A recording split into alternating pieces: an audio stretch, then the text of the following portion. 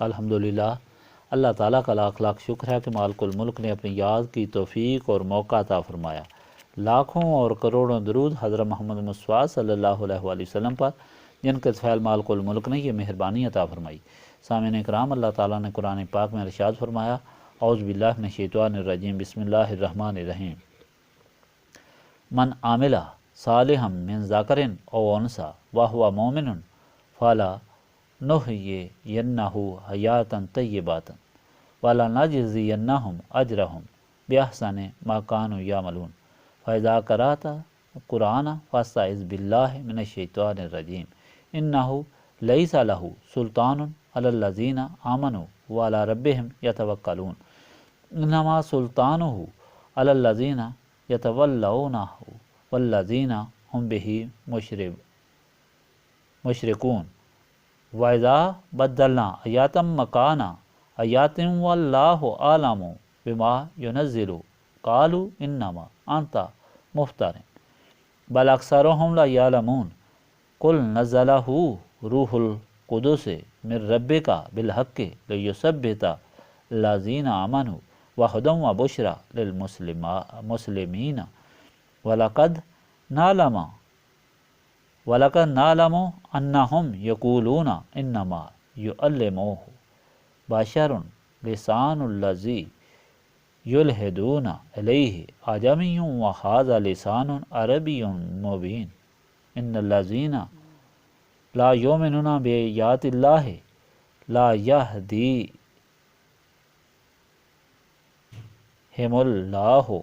وَلَهُمْ عَذَابٌ أَلِيمٌ إِنَّمَا يَفْتَرِي الْكَاذِبَ الَّذِينَ لَا يُؤْمِنُونَ بِآيَاتِ اللَّهِ وَأُولَٰئِكَ هُمُ الْكَاذِبُونَ من كفر بالله من بعد ایمانهم إلا من أكره وقلبه مطمئن بالإيمان ولكن من شرح بالكفر صدرا فعليهم غضب من الله ولهم عذاب عظيم ذلك بأنهم استحبوا الحياة الدنيا على الآخرة وأن الله لا يهدي القوم الكافرين أولئك الذين طبع الله على قلوبهم وسمعهم وأبصارهم وأولئك هم الغافلون لا جرم أنهم في الآخرة هم الخاسرون۔ جو بھی نیک عمل کرے، مرد ہو یا عورت، بشرطے کہ وہ ایماندار ہوں، تو ہم اسے عطا کریں گے پاکیزہ زندگی، اور ہم ضرور دیں گے ان کو اجر ان کے اچھے کاموں کے عوض جو وہ کیا کرتے تھے۔ جب قرآن کی تلاوت کرنے لگو تو پناہ مانگو اللہ تعالیٰ سے اس شیطان سے جو مردود ہے، یقیناً اس کا زور نہیں چلتا ان لوگوں پر جو مان لائے اور اپنے رب پر پورا بھروسہ رکھتے ہیں۔ اس کا زور صرف ان لوگوں پر چلتا ہے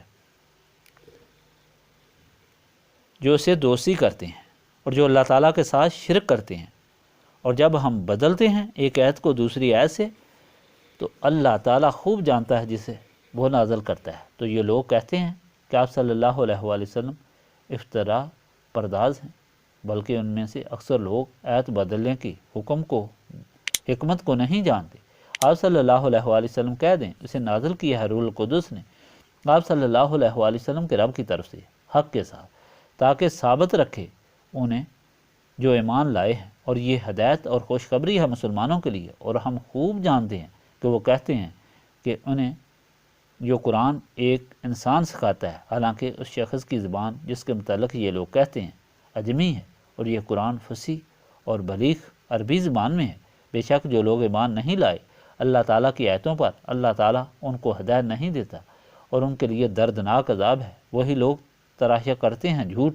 جو ایمان نہیں لاتے اللہ تعالیٰ کی یاد پر، اور یہی لوگ جھوٹے ہیں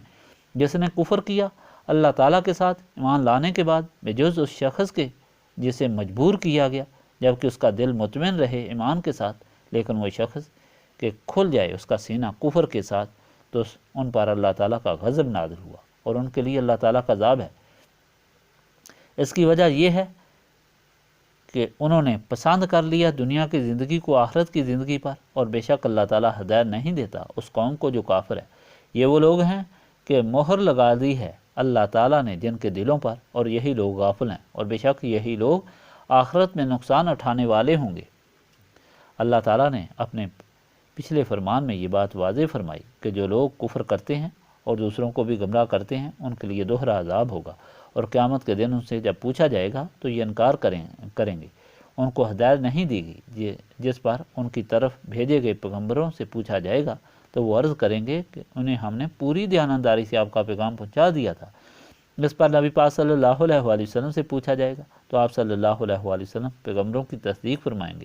اور ان کے حق میں گواہی دیں گے۔ پھر یہ بھی واضح فرمایا کہ یہ قرآن اللہ تعالیٰ کے آخری رسول صلی اللہ علیہ وآلہ وسلم کو جو عطا کیا گیا ہے اس میں ہر چیز کھول کر بیان کر دی گئی ہے، اور یہ ہدایت بھی اور رحمت بھی ہے۔ اس میں یہ خلاصہ ہدایت دیا گیا کہ انصاف کرو، احسان کرو، قریبی رشتہ داروں سے اچھا سلوک کرو، بے حیائی کی تمام باتوں سے جن سے اللہ تعالیٰ نے منع فرمایا ان سب سے باز رہو، اور بغاوت نہ کرو، اور اگر ان احکامات پر عمل کرو گے تو دونوں جہانوں میں سرخرو اور سرفراز ہوگے، کیونکہ حقوق العباد ادا کرنا یہی عدل و انصاف ہے، اور اپنے حق کو دوسروں کو دینا یہ احسان ہے۔ بے حیائی اور منکرات سے بچنا، بغاوت سے بچنا ہی ذلیل زندگی سے بچنا ہے جو مومن کی شان کے مطابق نہیں۔ اس عمل پر قائم رہنا بھی ضروری ہے، یعنی استقامت ضروری ہے۔ یہ نہ ہو کہ کچھ عرصہ کے لیے تو عمل کیا جائے اور پھر پھسل جائے تو پھر کوئی فائدہ نہیں۔ ایسا وہ لوگ کرتے ہیں جن کو شیطان دنیاوی فائدہ دکھاتا ہے۔ اللہ تعالیٰ فرماتا ہے وہ سب دھوکہ ہے، اللہ تعالیٰ کے پاس ہی دونوں جہانوں کے فائدے ہیں، اس لیے اپنے مال کو اللہ تعالیٰ کے حکم کے مطابق رکھو، اللہ تعالیٰ اجر عظیم عطا فرمائے گا۔ اس کے ساتھ آپ کو بتایا تھا کہ اس طرح اللہ تعالیٰ کے حکم کے مطابق صراط مستقیم پر استقامت رکھنا اور کسی لالچ اور خوف کی پرواہ نہ کرنا صرف ان لوگوں کے لیے ممکن ہوتا ہے جن کے دل و دماغ نسبت رسولی صلی اللہ علیہ وآلہ وسلم سے منور ہوتے ہیں، کیونکہ انہیں برائی اور اچھائی میں تمیز حاصل ہوتی ہے، اچھائی سے محبت اور برائی سے نفرت ہوتی ہے۔ آج کا فرمان الہی بھی اسی حقیقت کو واضح فرماتا ہے کہ دیکھو جو لوگ اطاعت رسول صلی اللہ علیہ وآلہ وسلم سے محروم ہوتے ہیں وہ سب